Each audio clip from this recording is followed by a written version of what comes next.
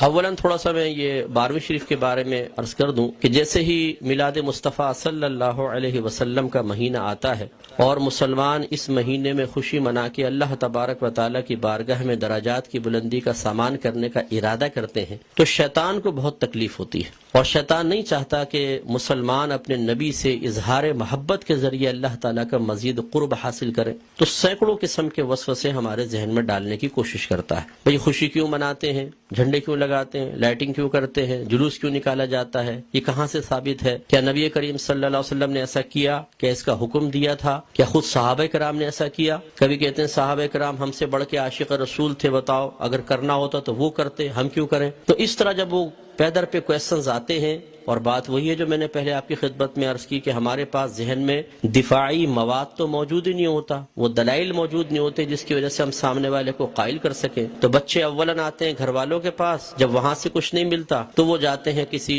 مسجد وغیرہ میں، بعض اوقات وہاں پہ بھی لفٹ نہیں کرائی جاتی۔ تو پھر آج کل علم حاصل کرنے کا سب سے پاورفل ذریعہ ہے سوشل میڈیا، پھر جا کے بیٹھ جاتے ہیں سوشل میڈیا پہ، اور وہاں پہ ہر طرح کا جاہل ترین آدمی بیٹھا ہوا ہے جس کو دین کی الف بھی نہیں آتی، اور معذرت کے ساتھ میں لفظ کہوں گا اس کو استنجا کرنا آتا نہیں ہے، اور وہ وہاں بیٹھا ہوا قرآن حدیث کے دلائل دے رہا ہے، اور پھر وہ الٹے سیدھے دلائل پڑھنے کے بعد تو اور انسان کا ذہن گڑبڑ ہو جاتا ہے۔ تو کچھ باتیں بس میں اس کے بارے میں عرض کر کے پھر اپنے بیان کی طرف آؤں گا۔ دیکھیں، میلاد مصطفیٰ صلی اللہ علیہ وسلم کی لغوی بحث کو چھوڑ کر ہم اس لفظ کو بولتے ہیں چند افعال و اعمال کے مجموعے پر کہ یہ ہم میلاد مصطفیٰ منا رہے ہیں۔ مثلا اس میں کھانا کھلانا، سرکار کے فضائل بیان کرنا، نعت خوانی کی محافل ہیں، جھنڈے لگانا، لائٹنگ کرنا، جلوس نکالنا، ان تمام چیزوں کے مجموعے کا نام رکھ دیا جاتا ہے میلاد مصطفیٰ، کہ ہم میلاد مصطفیٰ منا رہے ہیں۔ اور اگر دیکھا جائے تو اصل میں سرکار کی ولادت پاک کی خوشی ہم منا رہے ہوتے ہیں، اس کے لیے طریقہ اختیار کرتے ہیں تو ان تمام کو کہہ دیتے ہیں جی میلاد کی محفل ہو رہی ہے، میلاد مصطفیٰ منا رہے ہیں۔ تو پہلی بات تو یہ کہ خوشی منانا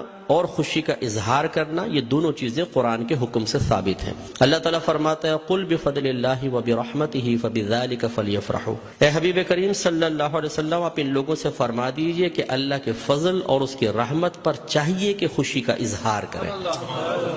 کہنے والا کون ہے؟ اللہ تبارک و تعالی۔ اور اگر میں آپ سے پوچھوں کہ اللہ کا سب سے بڑا ہم پر کیا گیا فضل کیا ہے اور اس کی نازل کردہ رحمت کیا ہے، تو ہر مسلمان بے اختیار کہے گا کہ ہمارے نبی کریم صلی اللہ علیہ وسلم۔ سب سے بڑا اللہ کا فضل، سب سے بڑی اللہ کی رحمت کہ ہمارے سرکار کے قدموں سے ہمیں قرآن ملا ہے، ایمان ملا ہے، حتیٰ کہ اللہ تبارک و تعالیٰ نے اپنی معرفت بھی اس وقت تک چھپا کر رکھی جب تک اپنے حبیب کو ظاہر کرنے کا ارادہ نہ فرمایا۔ حبیب کو ظاہر کیا اور پھر اپنی معرفت ہم تک پہنچائی، تو ہم نے تو اپنے نبی کے ذریعے سب کچھ پایا، تو آپ سے بڑھ کر فضل اور رحمت اور کیا ہوگا؟ اور خود اللہ تعالیٰ فرما رہا ہے کہ مسلمانوں کو چاہیے، اے حبیب ان سے فرمائیے۔ یقینی سی بات ہے کہ کافر کو تو مکلف نہیں بنایا جا رہا نا، مخاطب مسلمان ہی ہوں گے، کہ مسلمانوں سے کہیے کہ اللہ کے فضل اور اس کی رحمت پر چاہیے کہ خوشی کا اظہار کرے۔ اور دوسری آیت میں فرمایا وَأَمَّا بِنِعْمَةِ رَبِّكَ فَحَدِّثْ، اور اپنے رب کی نعمت کا خوب چرچا کرو۔ حدث تحدیث سے نکلا ہے۔ تحدیث کا مطلب ہوتا ہے اللہ تعالیٰ کی کسی عطا کردہ نعمت کو کسی کے سامنے ظاہر کرنا، چاہے وہ قول سے ہو، جسے ہم کہتے ہیں جی اللہ کا بڑا فضل ہے بونڈ لگ گیا، اللہ کا بڑا فضل ہے مکان بنا لیا، اللہ کا بڑا فضل ہے میرے بیٹے کی شادی ہو گئی، یہ ہم نعمت کا اعتراف اور اظہار کر رہے ہوتے ہیں۔ اور اسی طریقے سے مختلف اعمال و افعال سے بھی بعض اوقات تحدیث نعمت ہوتی ہے۔ ایک دفعہ ایک صحابی نبی کریم صلی اللہ علیہ وسلم کی خدمت میں آئے جو پھٹے پرانے سے تھوڑے کپڑے پہنے ہوئے تھے، مفلوق الحال سے تھے، تو سرکار نے فرمایا کہ کیا تمہارے پاس کوئی مال نہیں ہے؟ عرض کیا رسول اللہ صلی اللہ علیہ وسلم الحمدللہ ہر طرح کا مال ہے، مویشی ہیں، دراہم ہیں، دنانیر ہیں، باغات ہیں۔ تو سرکار نے شاید فرمایا پھر اللہ کی نعمت کا اثر آپ پر ظاہر ہونا چاہیے، اپنے آپ کو ایسا نہ رکھو بلکہ ایسے لباس پہنو، ایسی عادات و اطوار رکھو، ایسا طور طریقہ رکھو کہ لوگ جان جائیں کہ اللہ تعالیٰ نے آپ کو نعمتوں سے نوازا ہے۔ تو بتائیے کہ جب میلاد مصطفیٰ صلی اللہ علیہ وسلم آئے تو کیا ہمیں اپنے نبی کی اس طرح خوشی کا اظہار نہیں کرنا چاہیے تاکہ یہ ظاہر ہو کہ اللہ تعالیٰ نے ہمیں اپنے نبی کی سب سے بڑی نعمت سے نوازا ہے؟ جب عام دولت کے لیے سرکار نے فرمایا تمہیں اللہ نے دولت دی ہے، اس کا اثر تم پہ ظاہر ہونا چاہیے، اس نعمت کا اثر ظاہر ہونا چاہیے، تو بتائیے کہ جب میرے سرکار تشریف لائے اس نعمت کا اظہار کیوں نہیں چاہیے؟ تو یہ دونوں چیزیں قرآن سے ثابت ہے، تو خوشی منانا اور نعمت کا اظہار کرنا۔ جب اللہ تعالیٰ نے اس کا حکم دے دیا، اجازت دے دی، تو پھر ہر وہ طریقہ اختیار کرنا جائز ہوگا جس کو قرآن اور حدیث نے منع نہیں کیا ہے۔ یہ اچھی طرح اصول یاد رکھیے، کسی چیز کے جائز قرار دینے کے لیے دلیل نہیں چاہیے ہوتی، کسی چیز کو ناجائز قرار دینے کے لیے دلیل درکار ہے۔ مثال کے طور پر میں آپ سب سے پوچھتا ہوں، جو آپ نے ٹوپیاں پہن رکھی ہیں جائز ہے کہ ناجائز بتائیں؟ بولیں، لائیں ثابت کریں قرآن و حدیث، حضرت ثابت کریں کہ ایسی ہری پٹی نیچے اور اوپر سفید ہو، قرآن حدیث سے ثابت کریں۔ کر سکتے ہیں آپ؟ تو آپ کہیں گے بھی قرآن و حدیث سے اگر میں ثابت نہیں کر سکتا تم یہ بتاؤ کہ یہ جائز ہے ناجائز، اگر کہتے ہو ناجائز تم ثابت کر دو، میں نہیں پہنوں گا۔ اس طرح آپ نے چشمے پہنے ہوئے ہیں، آپ اس وقت رات کے تقریباً 9:30 بجے یہاں بیٹھ کر بیان سن رہے ہیں، لائٹنگ ہوئی ہے، یہ پکی چھت کے نیچے آپ بیٹھے ہوئے ہیں، میں مائک پہ بیان کر رہا ہوں، آپ اس کو سن رہے ہیں اسپیکر کے ذریعے، تو کیا یہ سب قرآن و حدیث سے ثابت ہے؟ یقینی سی بات ہے کہ نہیں۔ لیکن کیا یہ منع ہے؟ جب منع نہیں ہے تو پھر جائز ہے۔ یہ پہلا اصول یاد رکھیے گا۔ تو اگر کوئی آپ سے کہتا ہے کہ میلاد مصطفیٰ جائز ہے، آپ کہیں بالکل جائز ہے، وہ کہے قرآن و حدیث سے ثابت کرو، آپ کہیں کہ چلو میں بعد میں بولتا ہوں، پہلے تم یہ بتاؤ کہ ناجائز ہے، یس تو تم ثابت کرو۔ کوئی ایک آیت لا کر ایسی بتائیں، کوئی حدیث جس میں اللہ یا رسول نے فرمایا ہو کہ میلاد مصطفیٰ نہ مناؤ، اور جب اللہ تعالیٰ اس کے رسول منع نہ کر رہے ہوں تو پھر آپ اور میں کون ہوتے ہیں منع کرنے والے؟ بعض کہتے ہیں کہ جی سرکار نے ایسا نہیں کیا، صحابہ کرام نے نہیں کیا، نہ اس کا حکم دیا۔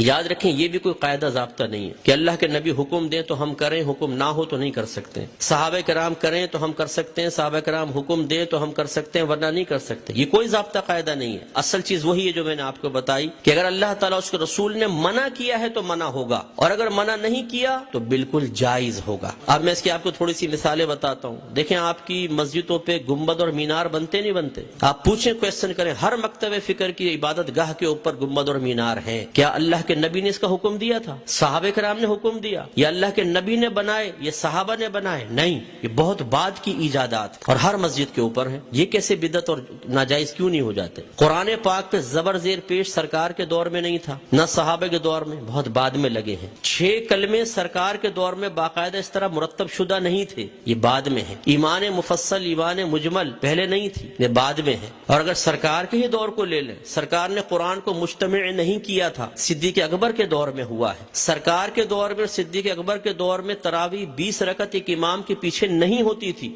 عمر فاروق رضی اللہ تعالیٰ عنہ نے کی ہے۔ اور ان پہلے 3 ادوار میں جمعے کی صرف ایک اذان ہوتی تھی جو اذان ثانی کہلاتی ہے۔ پہلی اذان حضرت عثمان غنی رضی اللہ تعالیٰ عنہ نے ایجاد فرمائی ہے۔ یہ ایک بازار تھا، وہاں پر ایک مقام زورہ تھا، جب مدینے میں وسعت پیدا ہوئی، اذان ہوتی تھی، دور تک آواز نہ پہنچ پاتی تھی، لوگوں تک اعلان نہ پہنچ پاتا تو آنے میں دیر ہو جاتی تھی، تو پھر آپ نے فرمایا کہ ہم ایک اذان اور شروع کریں گے جو اصل اذان سے، جو دوسری اذان ہے اس سے آدھے پونے گھنٹے پہلے بازار کے پاس ہوگی، تاکہ لوگ ہوشیار ہو جائیں اور جمعے کی تیاری کر سکیں۔ ہر مکتبہ فکر جو جمعہ پڑھتا ہے وہ پہلی اور دوسری دونوں اذانیں دیتا ہے۔ وہاں یہ کویسچن کیوں نہیں پیدا ہوتا کہ جب اللہ کے نبی نے نہیں کیا تو پھر حضرت عثمان غنی نے کیسے کر لیا؟ اس کا مطلب ہے جب ضرورت پیش آتی ہے تو یہ اللہ کے نبی کی تعلیم ہے، خود صحابہ کرام نے ہمیں تعلیم دی ہے کہ آپ کسی بھی ایسی چیز کو شروع کر سکتے ہیں کہ جس کو اللہ تعالیٰ اس کے رسول نے منع نہیں کیا ہے۔ اسی طرح مدارس کا قیام آپ دیکھ لیں، ان میں سلیبس ہم نے رکھا ہوا ہے۔ اور اسی طرح میں آخری بات بس یہ مثال دیتا ہوں، ہر مسجد میں جماعت کے کچھ اوقات مقرر ہوتے ہیں، فجر اتنے بجے، ظہر اتنے بجے، عصر، مغرب، عشاء۔ کیا نبی کریم صلی اللہ علیہ وسلم نے حکم دیا تھا کہ اس وقت جماعت کرو؟ صحابہ کرام نے نہیں، ہم نے اپنی سہولت کے اعتبار سے کیا ہے۔ اور یہ ایک اعتراض کا بہت بڑا جواب بھی بن سکتا ہے۔ لوگ کہتے ہیں کہ آپ یہ 12ویں کا انتخاب کیوں کرتے ہیں، یہ بتائیں۔ اپنے پاس سے دن خاص کر لینا صحیح نہیں ہے، اپنے پاس سے دن خاص کر لینا صحیح نہیں ہے۔ تو یہاں میں آپ کو سمجھا دوں کہ کسی ایک چیز کو دوسری چیز کے ساتھ خاص کرنا 2 طرح کا ہوتا ہے۔ اللہ تعالیٰ اس کے رسول نے خاص کیا تو اسے کہتے ہیں تخصیص شرعی، یعنی خاص کرنا شریعت کی طرف سے۔ اور اگر اللہ تعالیٰ اس کے رسول نے نہیں کیا، آپ اور میں کر لیں، جیسے ہم بچے کی سالگرہ کے لیے ڈیٹ کرتے ہیں، فکس کرتے ہیں، اس طرح بچی کی شادی کے لیے ڈیٹ ہم آپس میں مشورہ کر کے فکس کرتے ہیں، کوئی تقریب کرنی ہوتی ہے اس کے لیے، اسی طرح دارالعلوموں کے اندر سال شروع کرنا آخر کے لیے، اسی طریقے سے مسجدوں میں جماعت کے اوقات۔ یہ جو ہم اپنے پاس سے ایک چیز کو دوسری کے ساتھ خاص کرتے ہیں، اس کو کہتے ہیں تخصیص عرفی۔ تو تخصیص عرفی کو تخصیص شرعی بنانا غلط ہے کہ مثال کے طور پہ اگر ہم 12ویں کو 12ویں تاریخ میں کر رہے ہیں تو ہم کہیں کہ اسی تاریخ میں ہوگی، اس کے علاوہ نہیں ہوگی، یہ غلط ضرور ہوگا۔ لیکن ایک چیز کو دوسری چیز کے ساتھ خاص کر دینا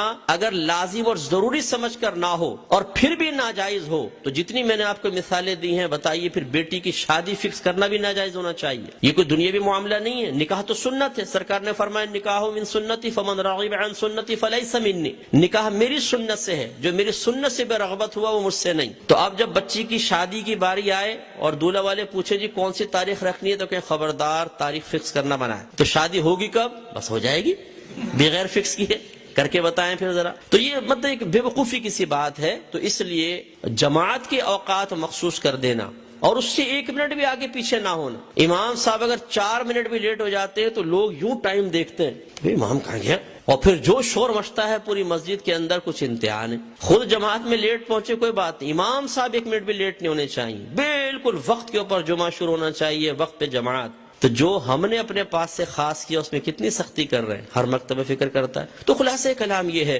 کہ اللہ کے نبی کی جب یہ میلاد کا موسم آتا ہے، اس قسم کے بہت سارے وساوس ہماری طرف متوجہ ہوتے ہیں. اصول بس یہی ہے کہ اللہ کے رسول نے اگر حکم نہیں بھی دیا، کر کے نہیں بھی دکھایا، لیکن منع بھی نہیں کیا، تو ہمارے لیے بالکل اس کے کرنے کی شرعی طور پر اجازت ہے.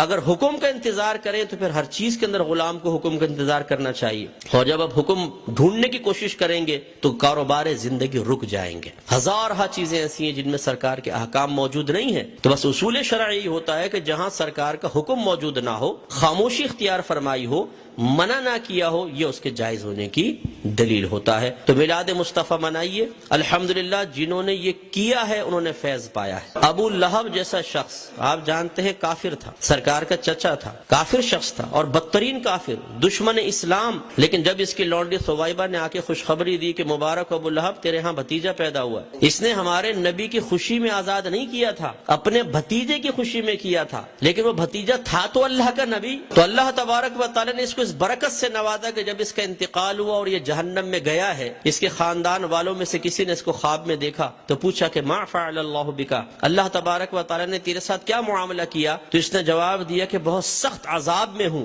لیکن جب میں اس انگلی کو اپنے منہ میں لیتا ہوں کہ جس سے میں نے اپنی لونڈی کو آزاد کیا تھا تو اللہ تبارک و تعالی اس سے پانی جاری فرما دیتا ہے. تو شیخ عبدالحق محدث دہلوی رحمۃ اللہ علیہ فرماتے ہیں لوگوں غور کرو، ایک دشمن تو ہمارے نبی کی خوشی منا کر جہنم میں راحت پائے، تو پھر ہم اگر اپنے حبیب کا میلاد منائیں، ان کی خوشی منائیں تو کتنی راحت پائیں گے. اور جب میرے سرکار صلی اللہ علیہ وسلم پیدا ہوئے تو خوشی تو اللہ نے بھی اس کا اظہار فرمایا، خوشی کا اظہار فرمایا، انعامات دیے، مبارکبادیں ہوئی. آپ تاریخ اٹھا کے پڑھیں، جب میرے آقا صلی اللہ علیہ وسلم کی ولادت ہوئی ہر پرندے اور ہر جانور نے ایک دوسرے کو مبارکباد دی ہے کہ ہمارے نبی پیدا ہو گئے.